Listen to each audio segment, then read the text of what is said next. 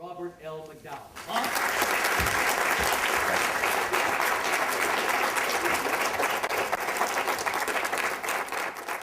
I hope in some sense you see at the end of this conversation the unique opportunity you have to be at this school talking about this topic, and specifically in Scotland. I've had the privilege of doing business here for over 30 years. Began to be lovingly referred to as the godfather of the Microsoft business in Scotland. This morning at that event, many who knew me, one put up his hands and he said, "Bob, do you think it's reached the point where you're so blatantly prejudiced toward Scotland as a place to do business, you're losing credibility within the company?" And I said, no, quite the opposite actually. But I want to leave you with a sense of the opportunity you do have. This country's hurting today, financially, and it's going to hurt more before it's done. And so are the rest of us around the world. Scotland needs to focus very carefully on what its strengths are and then leverage the devil out of them. I'm going to argue, no big news here, that Scotland is an awesome place to do an event, and yes, you do a lot of them.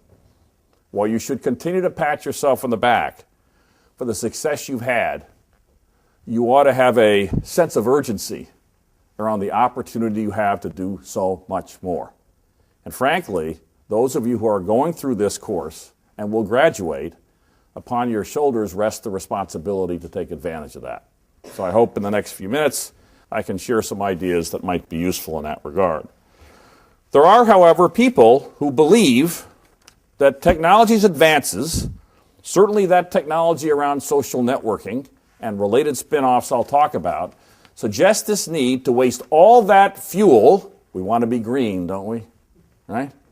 I love it when the green folks fly to a meeting of green folks and then are happy with how green they are after they flew across the world, polluting the air. Frankly, we're not going to stop flying and shouldn't. There's a lot of things we should do as long as we use common sense. But there are those that argue, why meet? We can meet virtually. I heard a speech the other day that spoke of the cloud. I'm going to talk to you a little bit about the cloud. I hate that term, by the way. What a stupid and ridiculous buzzword. But apparently, according to those gurus that know the cloud, we're all going to live in the cloud. We're going to communicate in the cloud, have families in the cloud. It's all going to be in the cloud somewhere. I'm going to try to describe a little bit more clearly what that process is, but because apparently we're in that cloud, we really don't need to meet face-to-face anymore. I mean, look at people your age. You don't even send email anymore, right? It's text messaging on the fly. So why would we want to come together and waste our time traveling to Scotland or anywhere else, waste all that fuel, have all that expense, hire event planners to get together physically? There are many that wonder if you've picked one of the most ridiculously dead-end professions you could come up with. Well, I'm going to give you a little sample of why I think the opposite is probably true. A one-liner I got from Bill Gates some years ago said, and he was so insightful, he said, whatever you think technology is going to do in terms of having an impact in the early days of its introduction, he said, I believe if you look back in history, you'll find people grossly overestimated what was going to happen. In the early days of e-commerce, the argument was, very similar to this argument about events, the argument was that there was no longer going to be any need to have stores.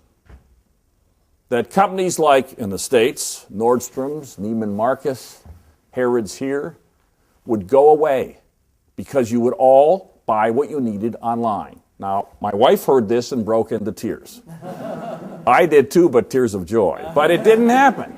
But did the online commerce thing work? Yes. And in the early days of online commerce, if you bought a pair of pants and you got them and they didn't fit, and you took them back to the store, they would look at you with a blank stare because that was a separate thing. What happened over time is the retail industry figured out this is not a displacement of stores. It is a new channel of distribution. And if it's integrated with other channels, it increases sales. But then the banks were going to shut the branches down. There'd only be little old ladies and men who still had some need to communicate with other humans that would come in to cash their checks. and that branch banking was dead. They're still building branches. They're not tearing them down. Does that mean online e-commerce didn't work? No. It's another channel of distribution that, when complementing other channels, increases your opportunity to sell something.